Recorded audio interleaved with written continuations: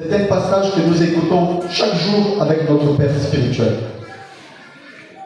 Ésaïe 61. Nous allons lire la parole de Dieu. On peut se lever pour respecter et honorer la parole de Dieu.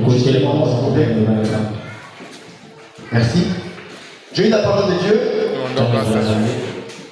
L'Esprit du Seigneur l'Éternel est sur moi, car l'Éternel m'a oint pour porter de bonnes nouvelles aux malheureux. Il m'a envoyé pour guérir ceux qui ont le cœur brisé, pour proclamer aux captifs la liberté et aux prisonniers la délivrance, pour publier une année de grâce de l'Éternel et un jour de vengeance de notre Dieu, pour consoler tous les affligés, pour accorder aux affligés de Sion, pour leur donner un diadème au lieu de la cendre, une huile de joie au lieu du deuil, un vêtement de louange au lieu de l'esprit abattu, afin qu'on les appelle des térébintes de la justice, une plantation de l'Éternel pour servir à sa gloire. Acclame le Seigneur. On peut s'asseoir. Tu peux t'asseoir comme une princesse et comme un prince.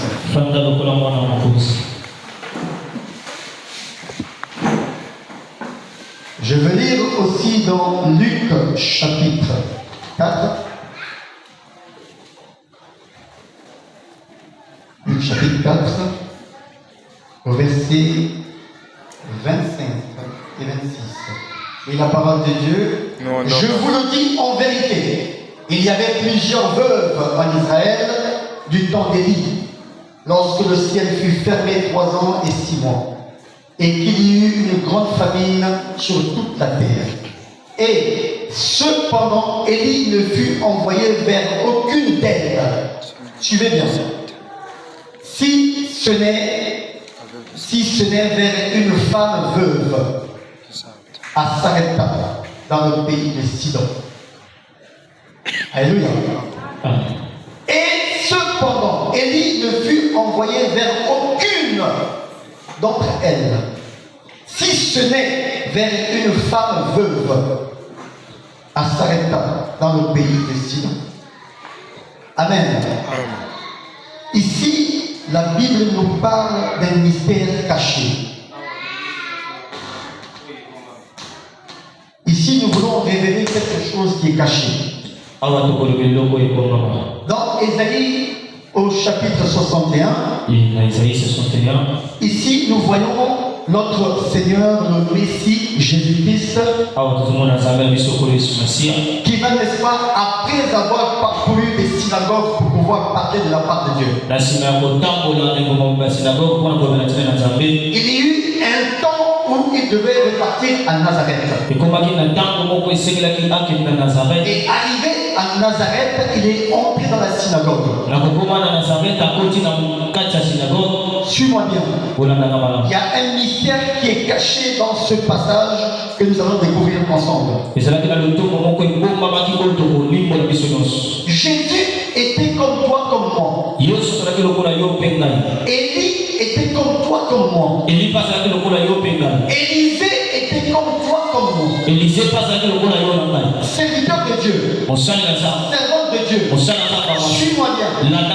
Toutes ces personnes qui ont exercé un ministère quelconque, ils étaient de la même nature que toi et moi. Mais il y avait une certaine différence entre ceux qui servaient l'Éternel et ceux qui le servaient autrement. Mais la Bible dit que ce jour-là, lorsqu'on donne le passage à Jésus-Christ, le passage du prophète Ésaïe, qui dit ceci, que l'Esprit de l'Éternel est sur moi. Il m'a oint pour apporter une bonne nouvelle. Bien-aimé, pour apporter quoi? Pour apporter quoi? Une bonne nouvelle aux malheureux. Pour apporter une bonne nouvelle aux malheureux. Lorsque nous lisons tous les versets, nous constatons quelque chose. Lorsqu'il finit de lire ce passage, il va alors dire ceci, que cette parole s'est accomplie aujourd'hui. Amen. Comment un être humain, il vient en forme humaine, il va oser dire que la parole qui est écrite parle de lui. Ça c'est une autre dimension. Dis avec moi, ça c'est une autre dimension. C'est pourquoi je vais dire à quelqu'un que 2023, il faut monter dans une nouvelle dimension. Il y a un moment où tu peux apporter une parole à quelqu'un. Mais il y a un moment aussi, il faudrait que tu comprennes ce que tu es en train de dire à cette personne. Nous avons pour habitude de parler, de dire des choses à qui on veut. Mais si tu n'es pas conscient de ce que tu dis, ça peut t'amener au tombeau. Suis-moi bien. Je parlais de l'intimité dans le mariage pour l'année du jubilé. Pourquoi l'intimité dans le mariage? Alléluia. Le mariage est quelque chose de sacré. Le mariage c'est quelque chose qui a été institué de Dieu. Lorsque Dieu va créer le ciel et la terre, il va alors créer l'homme à son image. L'homme va regarder tout autour, il ne verra pas un être semblable. C'est l'homme qui va demander à Dieu une épouse. Et comme la demande est venue de l'homme, Dieu va tirer donc de cet homme sa nature. Amen. Aïe aïe aïe. Dieu va tirer de moi ma propre nature. Quelle intimité. Amen. Ça veut dire que le mariage, c'est pas ce que nous voyons. Le mariage commence avec soi-même. Jamais quelqu'un ce soir à se marier d'abord avec soi-même. Pour que tu puisses entrer dans un foyer, il faut d'abord que toi-même tu comprennes le sens du mariage. Si tu n'entres pas à l'intérieur de toi pour te marier d'abord avec toi-même, ton mariage peut échouer. C'est la vérité. Voilà pourquoi Jésus devait faire de la parole sa propre personne. Jésus ne pouvait pas aller en mission, chasser les démons, si la parole ne parle pas de lui. Il a fait de cette parole une intimité. Il a fait de cette parole un mariage avec sa propre personne. Dieu représenté sur la terre. Voilà pourquoi la Bible dit que la parole s'est faite chair. Voilà pourquoi la Bible dit que la parole s'est faite chair. Alléluia. Nous voyons beaucoup de couples qui se séparent. Et on se pose la question. On accuse la femme. On accuse le mari. Il y a un problème. Dans le jardin d'Éden, il y avait un mariage parfait. Ça veut dire que Dieu pouvait venir vers le frère. Il pouvait parler au frère. Le frère devait entendre la voix de l'esprit. Mais comment tu n'avais pu entendre la voix de Dieu? Parce qu'il y a eu divorce.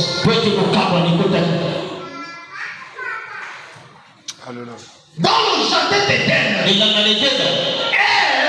Ève, par sa curiosité, a causé un divorce.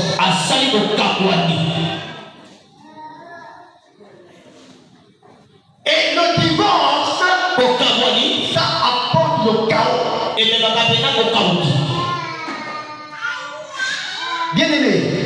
Lorsque vous regardez, même dans les documentaires, vous allez voir des animaux qui sont regroupés en train de brouter l'herbe. Quand le lion arrive, le lion ne peut pas attaquer les animaux qui sont regroupés. Alléluia.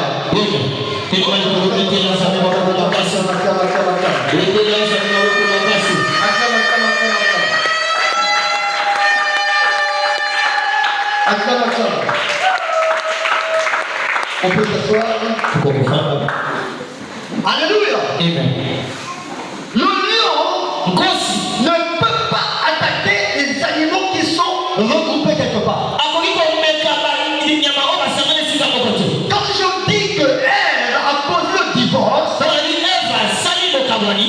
que Ève était quelque part dans une bergerie. Le fait qu'elle a été curieuse pour savoir ce qui se passe à l'extérieur, elle a causé sa propre chute. Elle est sortie hors de la bergerie. Alléluia.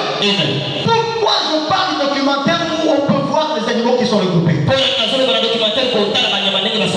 les animaux sont regroupés, en train de brouter ensemble, le lion doit attendre qu'un seul se détache. Quand un seul se détache, c'est là qu'il commence à prendre l'élan. Alléluia. Tant que tu restes dans la parole de Dieu, tu te lances dans la prière, l'année du jubilé te fera voir ses merveilles. Je dis à quelqu'un, tant que tu te lances dans la prière, tant que tu fais de la parole de Dieu ton intimité, l'année du jubilé sera ton partage. Mais si tu sors de la parole de Dieu, si tu sors de la prière, le lion va te dévorer.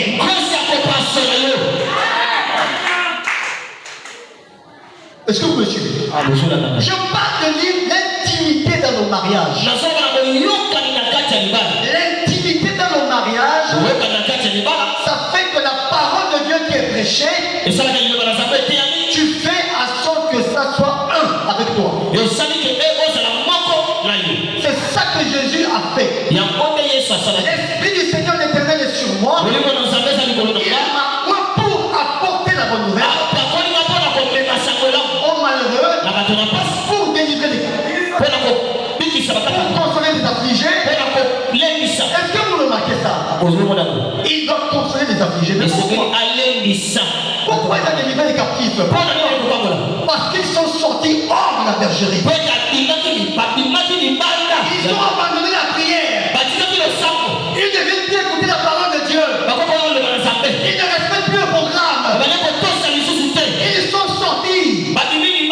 Ils sont tombés dans le chaos. Il faut que le Seigneur lui-même, à travers son serviteur, il revienne encore te ramener dans la bergerie. Voilà pourquoi ce soir, je parle de l'intimité dans nos mariages. Le mariage est sacré. Et pour entrer dans le mariage, il y a des éléments à respecter.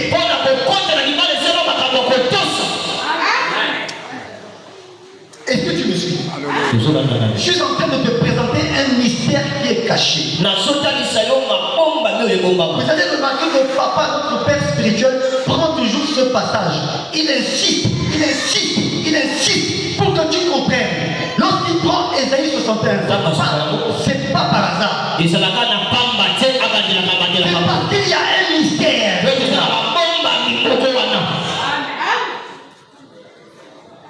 Comment Jésus, qui avait la même nature que toi et moi, Élisée avait la même nature que toi et moi, mais il a dit, cette parole s'est accomplie aujourd'hui. Ça veut dire que la parole là, il s'agit de moi. Dis avec moi que la parole qui est écrite s'agit de moi. Non, dis-le bien. Dis la parole qui est écrite s'agit de moi. Tu as peur de dire ça? Il faut que le démon entende que cette parole-là, cette promesse-là est pour toi. Voilà pourquoi celui qui se fait appeler chrétien, celui qui est identifié à Christ, celui qui a été greffé à Christ, il est semblable à la parole de Dieu qui est prêchée. À moins qu'il y ait une autre parole. Et c'est ça le choix que Ève a fait. Elle a choisi un autre langage. Elle a préféré une mauvaise information. Elle a pris la mauvaise nouvelle. Mais Jésus a dit, je suis venu pour t'apporter la bonne nouvelle. Parce que tu as suivi la mauvaise nouvelle. Il y a des spécialistes qui sont assis à côté de toi pour te t'apporter la mauvaise nouvelle. De Dieu. Ils vont te parler même mal de la maman. Ils vont te parler mal du frère qui avait une mauvaise nouvelle. Qui avait une mauvaise nouvelle. Voilà pourquoi un enfant de Dieu ne doit pas manquer de discernement.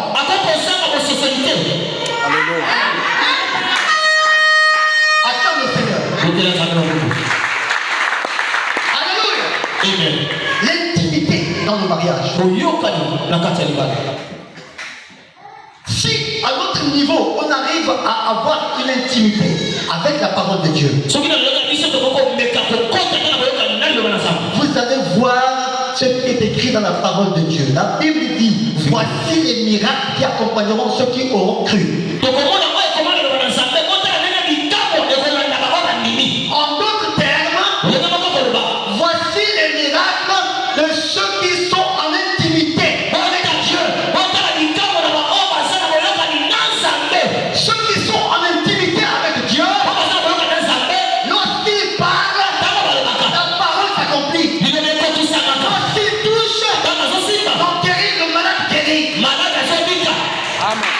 On dit amen fort. L'intimité dans le mariage. Maintenant, écoute-moi. Je vais essayer de décortiquer le mot mariage. Suis-moi bien. Pour entrer dans une intimité avec Dieu, il y a des éléments qui sont nécessaires pour pouvoir s'introduire. Pour que l'année du jubilé te soit favorable, il faut que tu mettes en pratique ces 7 éléments. Le mot mariage, il a 7 lettres. Et le chiffre 7 est un chiffre parfait. Ce n'est pas un hasard. Le mot mariage commence par la lettre M. La lettre M. Ensuite,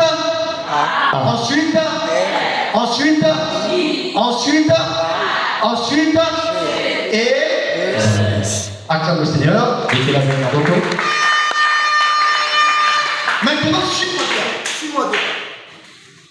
Mariage. Si je prends la lettre M, je veux parler de la maturité. Si tu n'es pas mature, il ne faut pas t'aventurer dans le mariage. La maman de Jésus lui a mis la pression.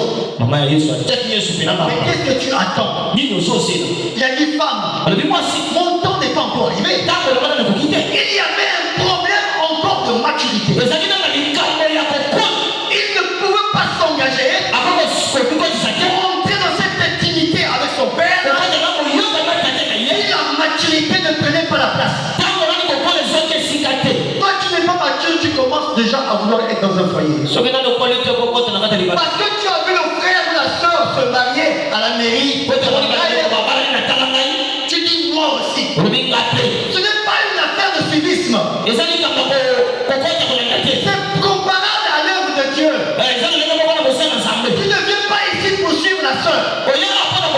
Je ne viens pas ici pour suivre le frère. C'est un problème d'abord personnel. J'ai dit que le mariage commence d'abord avec soi-même. Pour te marier avec quelqu'un, Adam a dit je ne vois pas un être semblable à moi.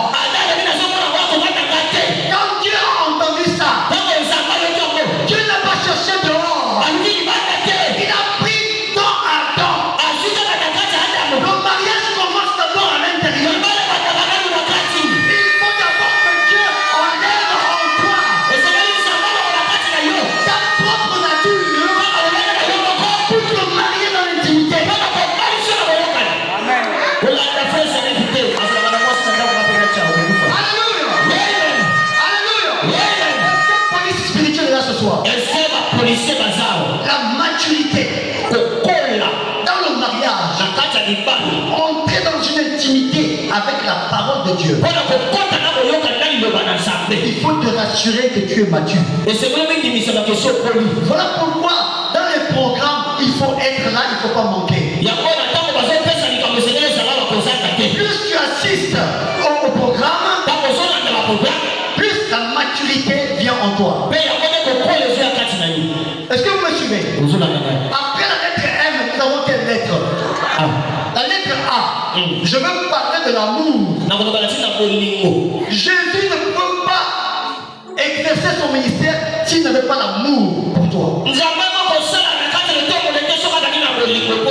voilà pourquoi dans son commandement, il dit aimez-vous les uns les autres. Amen. Alléluia. Est-ce que je parle à quelqu'un? Est-ce que je parle à quelqu'un? L'amour de Dieu n'est pas l'amour du monde. L'amour de Dieu, c'est un amour agapé.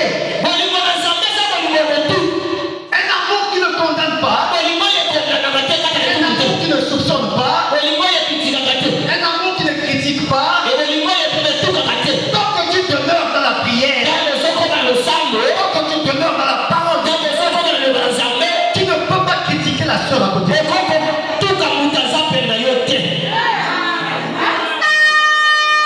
Voilà pourquoi vous remarquez beaucoup d'églises ont des problèmes. Les hommes de Dieu se déchirent entre eux. On veut être le meilleur. Il y a un déchirement. Il y a une séparation. Il y a un divorce. L'année 2023, je parle à quelqu'un ce soir. Il faut que tu entres en intimité avec ton Dieu. Parce que c'est quand tu entres en intimité avec ton Dieu que l'amour agapé se manifeste en toi. Voilà pourquoi mon père spirituel, Papa Martin que nous connaissons, il dit toujours aimez-vous les uns les autres. Alléluia. Amen. L'amour est maintenant confondu à plusieurs choses. Le monde a converti l'amour en quelque chose de sale. On n'a plus le véritable amour.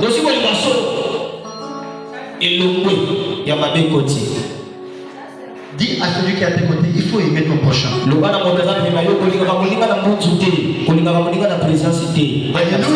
Amen. Mariage. Tu veux entrer dans le mariage, il faut savoir aimer ton conjoint. La Bible dit pour le meilleur et pour le pire. Si tu n'as pas de véritable amour, tu vas tromper ton conjoint. Pourquoi il y a beaucoup de dégâts dans les foyers? Le manque d'amour véritable. Amen. Si tu étais d'accord, tu allais dire amen fort. Amen. Après la lettre A, c'est quelle lettre? R. Je veux parler de la responsabilité. Nous sommes pas dans le mariage. Tu ne peux pas entrer dans un mariage si tu n'es pas une femme responsable. Jésus savait que là, il pouvait prendre ses responsabilités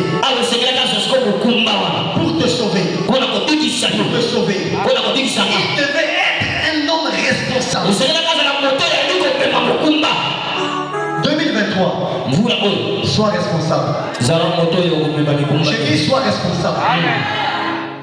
Si tu veux entrer dans l'intimité avec Dieu, commence par exercer la responsabilité. J'ai dit tout commence à l'intérieur de toi. Si tu prends ces éléments, tu essayes de faire évoluer ça en toi, l'année du jubilé, tu verras clair. Si on t'a promis le mariage, cet homme-là verra que tu es mature. Cet homme-là verra que tu es responsable. Cette femme-là verra que tu l'aimes. La responsabilité, c'est un des éléments qui est inclus dans le mariage. Le M, maturité. Le A, l'amour. Le R, responsabilité. Après vient quoi? Le I, je veux parler de l'intégrité. Toi, tu n'es pas intègre au programme. Et à chaque fois, tu veux toujours l'onction.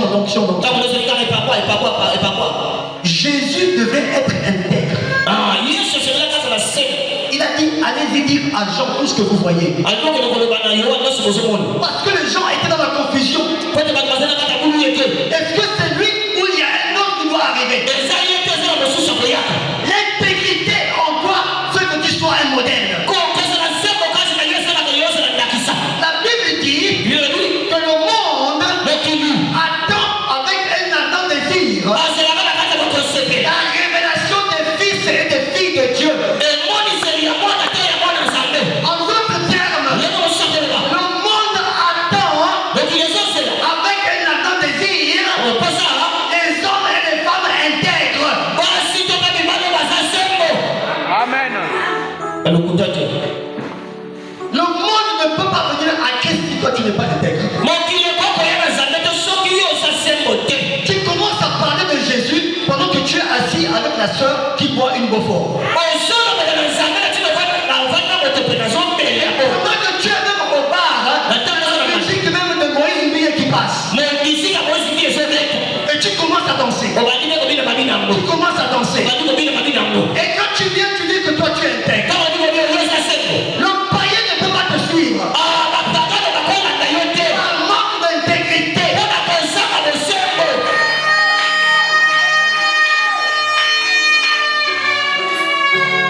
Le programme de l'église, le dimanche, le samedi, tu as passé tes moments dans les matangas. Tu as tellement vu. Le matin, tu n'es plus là au programme. Dis à celui qui est à tes côtés, ça c'est le manque d'intégrité. Sois intègre. 2023, année du jubilé, Dieu nous demande d'être des personnes intègres.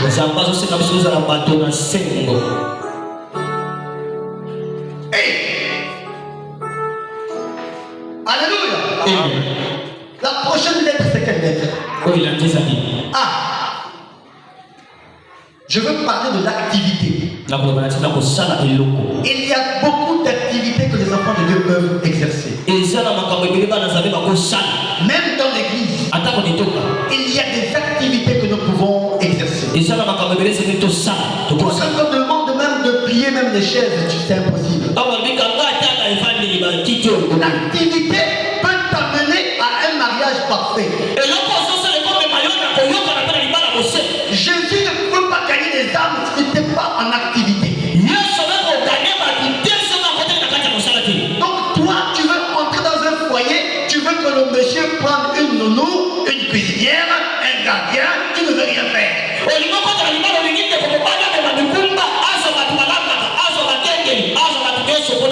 Et quand tu veux sortir le matin, tu es devant le miroir,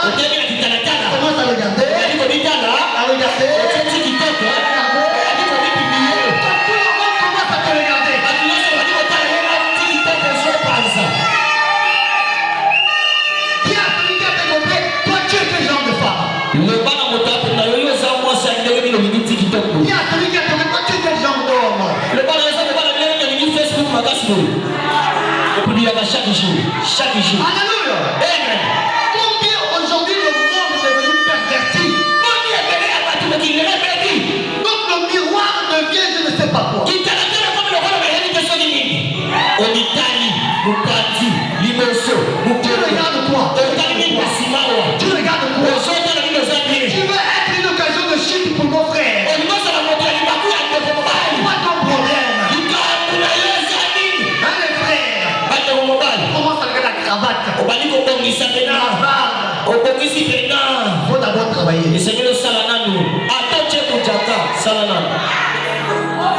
Tu veux épouser la sœur? Il y a l'activité.